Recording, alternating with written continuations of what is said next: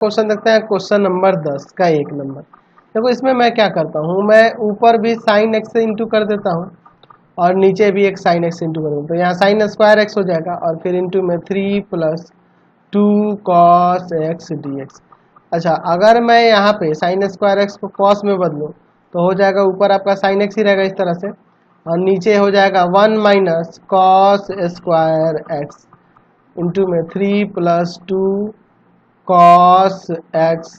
ठीक है, अब देखिए साइन एक्स बटा में, देखो यहाँ कुछ है तो 1 का स्क्वायर दे सकते हैं, तो एक बार माइनस में अगर प्लस में चल जाएगा, यानी कि 1 + cos x इंटू में 1 - cos x, चाहे 1 - cos x, ठीक है, 1 - cos x इंटू में 1 + cos x, ऐसे भी लिख सकते हैं। a + b - b वाला फॉर्मूला लग गया, 3 + 2 cos x। अब देखिए यहाँ पे पुट कर देंगे हम लोग cos x की जगह पर t, पहले cos x की जगह t पुट करते हैं, पुट cos x बराबर t, डिफ्रेंशिएट करते हैं, differentiating with respect to x, तो cos का माइनस साइन हो जाएगा बराबर में dt बटा dx, यानी कि यहाँ से साइन x dx बराबर में हो जाएगा माइनस का dt। चलिए तो ऊपर आ जाएगा माइनस dt और बटा में 1 - t 1 + t इंटू में 3 + 2t। समझ गए, माइनस बाहर निकाल दो, इंटीग्रेशन ऑफ dt बटा में 1 - t 1 + t और इंटू में 3 + 2t, यही ना होगा।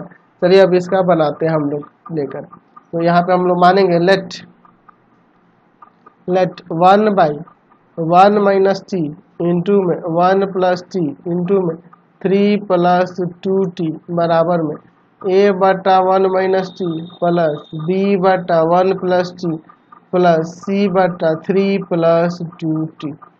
यहाँ पे देखिए 1 बटा, आप चाहो तो ये माइनस ले भी सकते थे, कोई दिक्कत नहीं है, इसके साथ ही ले लेंगे तो भी कोई दिक्कत नहीं है। ठीक है, तो हमें सिर्फ इंटीग्रेशन कर जाना होगा, माइनस ले सकते हैं, नहीं भी लोगे तो बाद में हम लोग माइनस लगा सकते थे, उससे कोई प्रॉब्लम नहीं है, यहाँ भी लगा सकते थे और बाद में भी लगा सकते थे। चलो यहाँ पे हमने माइनस ले ही लिया, कोई दिक्कत नहीं है। ठीक है, नीचे है आपका 1 - t इंटू में 1 + t इंटू में 3 + 2t बराबर में, यहाँ एलसीएम लेते हैं, 1 - t into 1 + t into 3 + 2t, इसमें इसे भाग करेंगे, यह दोनों जाके गुना करेगा a में, a इंटू 1 + t इंटू में 3 + 2t प्लस b इंटू, इसमें से भाग ये कटेगा, ये दोनों जाके ऊपर गुना करेगा 1 - t इंटू में 3 + 2t और प्लस c, इसमें भाग करेंगे, यह कटेगा, यह दोनों जाके ऊपर गुना करेगा 1 - t इंटू में 1 + t, ये पूरा नीचे से नीचे यहाँ कट जाएगा।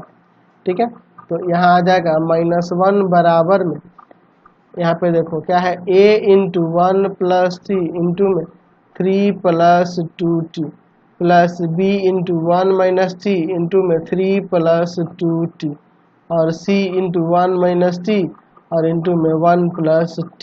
अब चलिए पुट करके यहाँ पे निकालते हैं, पहले a का वैल्यू निकालते हैं हम लोग। ठीक है, तो a का वैल्यू निकालने के लिए अगर हम लोग यहाँ पर, अरे क्या है जी, एक काम करते हैं हम लोग यहाँ पर t के जगह 1 ले लें, t बराबर 1 पर, 1 पर यह रखेंगे तो यहाँ 0 हो जाएगा, देखो 1 में से 1 गया 0, 1 में से 1 गया, ये 0, ये भी 0, यही ना बचेगा। तो देखो 1 रखने पे 1 + 1 2, 2a हो जाएगा और यहाँ 1 रखने पे 5 हो जाएगा, तो 5 दूना 10, 10a बराबर में -1, यानी कि a बराबर -1 बटा में 10 आ जाएगा। a बराबर क्या आएगा, -1/10, है ना। चलिए अब b का निकालना है, तो b निकालने के लिए एक काम करते हैं, -1 रखते हैं t बराबर -1 पर। ठीक है, अगर मैं -1 लेके चलूँगा तो यह भी 0 हो जाएगा और -1 लेके चलूँगा तो यह भी 0 हो जाएगा। यहाँ आएंगे -1 रखना है, तो यहाँ -1 रखेंगे, माइनस प्लस 2 हो जाएगा और -1 रखेंगे, 3 में से 2 जाएगा, 1 आ जाएगा। तो यहाँ पे 2b बराबर में हो जाएगा -1, यानी b बराबर -1/2 आ जाएगा। समझ गए ना। चलिए अब बात करते हैं c के लिए, तो t बराबर कितना रखेंगे, यहाँ पे हमें क्या लाना है, c का वैल्यू निकालना है, तो -3/2 लेते हैं, 3/2 माइनस का 3/2 -3/2 पर, -3/2 अगर मैं यहाँ रख लूँ तो 2 से 2 करेगा, -3 + 3 0, यहाँ भी रखूँगा तो वही, तो सारे 0 हो जाएंगे, बचेगा ही ना। देखो क्या होगा, यहाँ पे -3/2 रखेंगे और माइनस ये 3/2 यहाँ रखेंगे तो प्लस हो जाएगा, और 1 में 3/2 जोड़ जाएगा तो 5/2 हो जाएगा, 5/2। और यहाँ पर रखेंगे -3/2 तो 1 में जुड़ेगा तो आपका आ जाएगा -1/2। तो ये -1/2 और इंटू में 5/2c बराबर में क्या हो जाएगा आपका -1, यही ना। तो यानी कि आ जाएगा, यहाँ से माइनस माइनस काट देंगे और ये 2 दूना 4, 4/5 आ जाएगा। सी का वैल्यू क्या हो जाएगा, 4/5 हो जाएगा। समझ गए। चलिए ए बी सी आ गया, हमें तो इसका इंटीग्रेशन निकालना था ना। चलिए उसका इंटीग्रेशन ले लेते हैं, -gt या -1 ऊपर भी लिख सकते हैं, 1 - t इंटू में 1 + t इंटू में 3 + 2t, 3 + 2t, यही ना दिया है। Integration of a/1 - t dt plus integration of b/1 + t dt plus में इंटीग्रेशन ऑफ c/में 3 + 2t। ए बी सी का वैल्यू यहाँ पे रखते हैं। ए का वैल्यू -1/10 है, यहाँ रखेंगे -1/10 integration of dt/1 - t plus B का वैल्यू आपका -1/2 है, तो -1/2, यही माइनस रहने देते हैं सीधे, प्लस में था ना तो -1/2 रख देते हैं और हो जाएगा dt/में 1 + t। और c का वैल्यू 4/5 है तो हो जाएगा 4/5 dt/में 3 + 2t, यहाँ dt लगाना होगा। चलिए अब अगले स्टेप में देखते हैं। अब देखिए इसका डिफ्रेंसिएशन -1 होगा, ठीक है।